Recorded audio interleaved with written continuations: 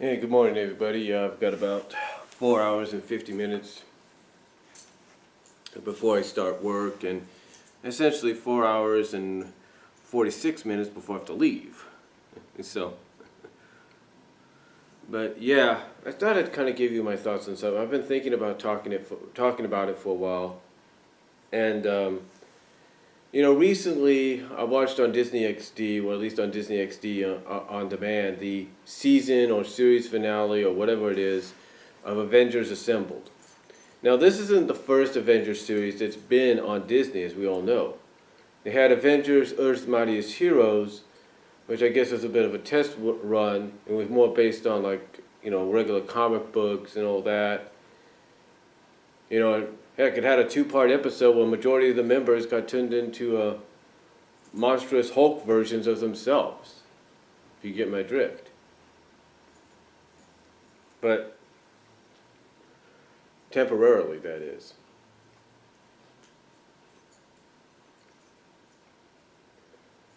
But with that said, though, I watched, like I said, the season or series finale, whatever it was, of Avengers Assembled. Thought it was good. I kind of like the fact that they kind of got everybody. One thing I will say about Avengers Assemble is I like the fact that they basically got everybody to look, except for Thor, look identical to their, except for Thor and Falcon, I should say. Look identical to what you see in the movies, especially, Captain America, Iron Man, Black Widow, and Hawkeye. Hulk as well.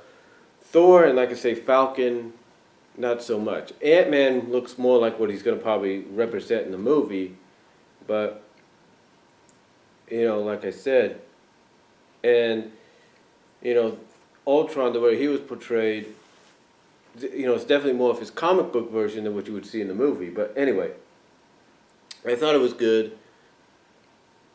I thought the finale was good. And like I said, I like how this one, even as I watched maybe one episode or two before this, or just glimpses here and there, I like the fact that they kind of kept them kind of true and identical to their to the movie counterparts, except for Captain America, which I think they did for the finale, at least to tie it in with the movie Age of Ultron, if you get my drift. But like I said, the only people that they didn't really work up too much were Thor and Falcon. And I think if they got another season coming, you might see a change in that eventually.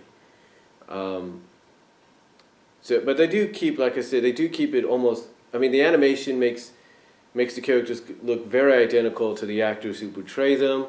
They do have references and comedic spots sometimes, like in the first Avengers, you had Hulk, after he and Thor kind of thrashed a lot of those invaders in the first movie, how he does this to Thor at the end of that fight, or at the end of the scene. They give reference to that. So again, I like the fact that, to me, Avengers Assembled kind of helps stay true to not just what the movie was, but makes, even though it's animated, kind of keeps the characters almost identical to the actors that portray them in the movie.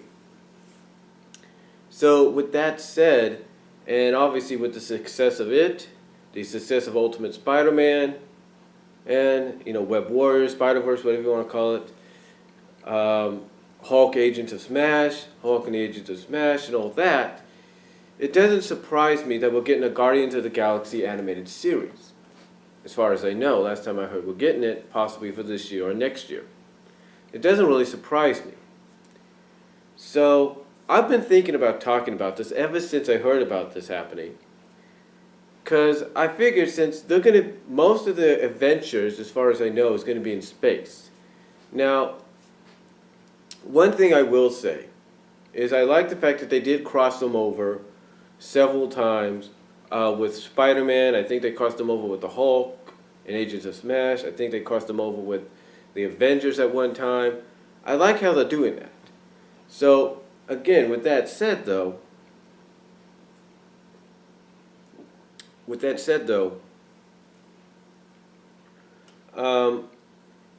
when I look at this possibility of what they could do with the Guardians of the Galaxy animated series, yes, there's no doubt that they're going to do I mean, obviously you could tell it's going to be by the same animation team that's done Avengers Assembled. There's no doubt about that. You could see it. You could see it's identical because they're going to try to make the characters look very identical to to the actors and actresses that portray them in the movie. So that's a good sign right there. And the possibilities for what they could do with with this is unreal. I mean, obviously, if it's by the same animation team, you could kind of expect they're going to do a crossover between Guardians of the Galaxy and Avengers Assembled. You can kind of see that. Excuse me. You can kind of see that. And, with that said, the only question now is, what can we expect to see? Well, like I said, I could definitely say we're going to expect to see some adventures, definitely see some crossovers, guest appearances by characters. Like at the end of Guardians of the Galaxy, the end credits, you had, of all characters, Howard the Duck. Howard the Duck make an appearance. So if that doesn't tell you that they might want to incorporate Howard somehow into Guardians of the Galaxy, just for maybe 1 or 2 appearances in a few episodes, I don't know what does. Now, like I said, I'm definitely expecting them to do a crossover with Avengers Assembled. Kind of give us an idea of what to expect going, from a movie aspect. kind of give us an idea of what to expect in Infinity War when we get the the 2-part movie adaptation of that. So I'll be surprised to see that happening. I mean, I know, like I said, we've seen it already, possibly in Avengers Assembled and SpiderMan, but to see it from maybe a Guardians perspective, and along with the cast of Avengers Assembled, like I said, I'm pretty sure they've done it already. It'll be pretty cool, especially if it's the Guardians of the Galaxy show. Now,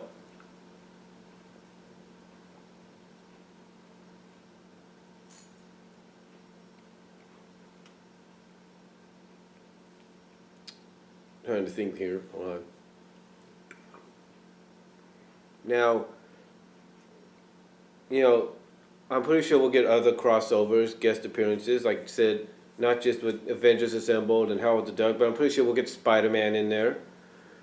Here's what I look at. I see us possibly getting guest appearances, but a lot of the characters are going to have their own movies in the MC universe, in the Marvel Cinematic Universe, to kind of help build up to kind of get us hyped up and kind of build us up and hype us up to what we can expect in the cinematic universe end of things, especially heading towards Infinity War.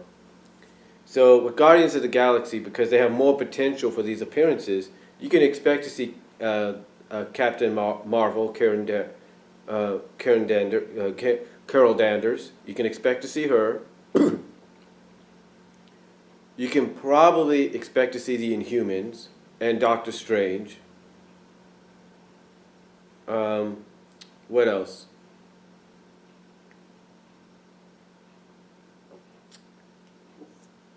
You can probably expect Hulk and the Agents of Smash maybe to cross over, maybe. Or at least She-Hulk to cross over. You can expect that. So, the possibilities, again, are just endless. Like I said, you got Black Panther who's getting a movie, so you could probably expect him to show up. Like I said, the Inhumans is a strong possibility. You might even get animated versions of the Agents of S.H.I.E.L.D. showing up in Guardians of the Galaxy. I mean, we had a freaking animated version of Jessie, of Disney's television show Jessie, crossing over with Spider-Man. Well, if that doesn't tell you doing animated versions of live-action shows and characters is not possible, I think you need to look at you need to have a big-time historical cartoon lesson given to you. But like I said, I would expect maybe that as well. The Agents of Smash, not Agents of Smash, but the Agents of S.H.I.E.L.D. to cross over. I would expect possibly Daredevil to show up.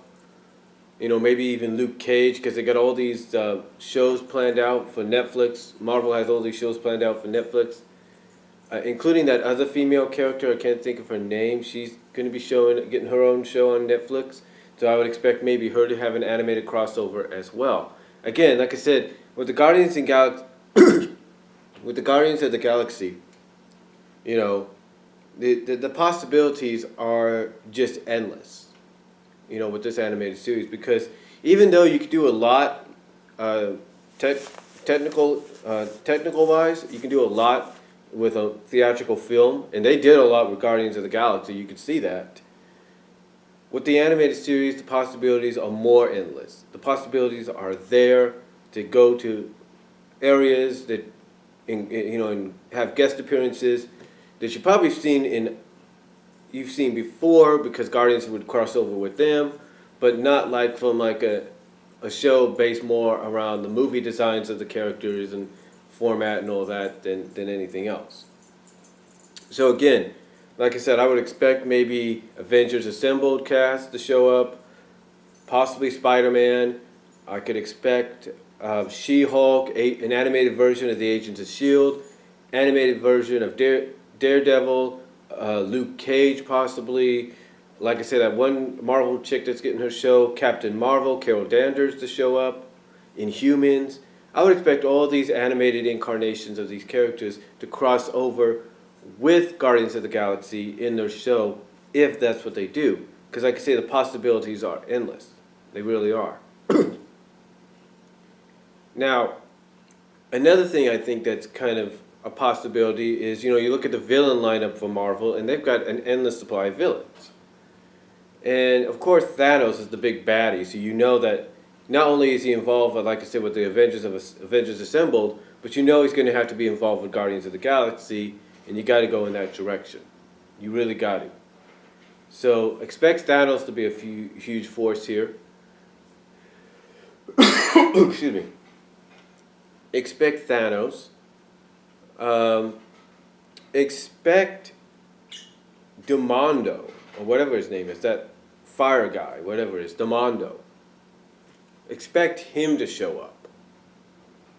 Expect that character to show up down the line, because that would be something. Expect, if they still keep the character alive, which I don't know if he's still alive or not in the Marvel universe, the Watcher. Expect him to be around still and be involved in this. And not just as a villain, but as a spectator,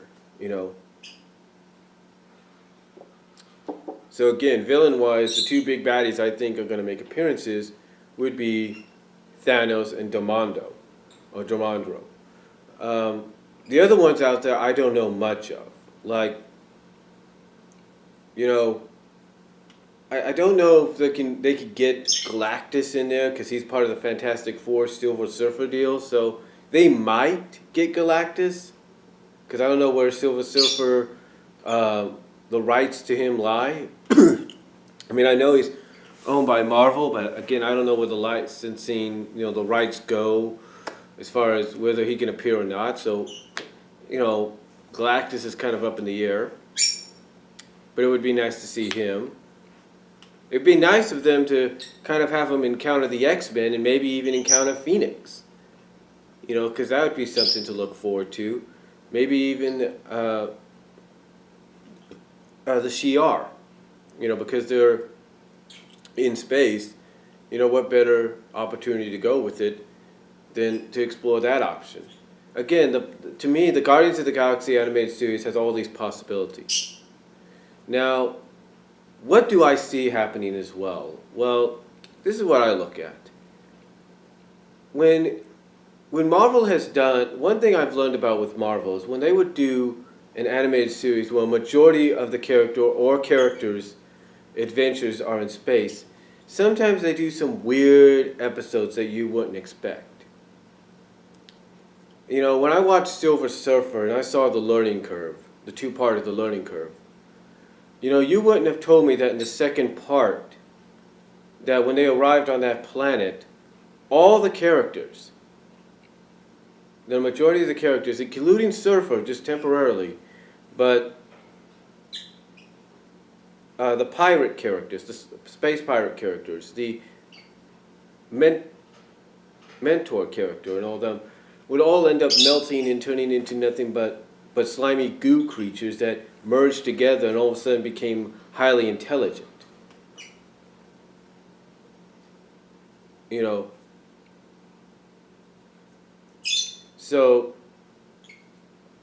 with watching something like that and seeing these unusual things happen at times, I would not be surprised if Marvel goes in that direction with Guardians of the Galaxy, because I think Guardians of the Galaxy opens more doors than I think Silver Surfer could for these kind of possibilities.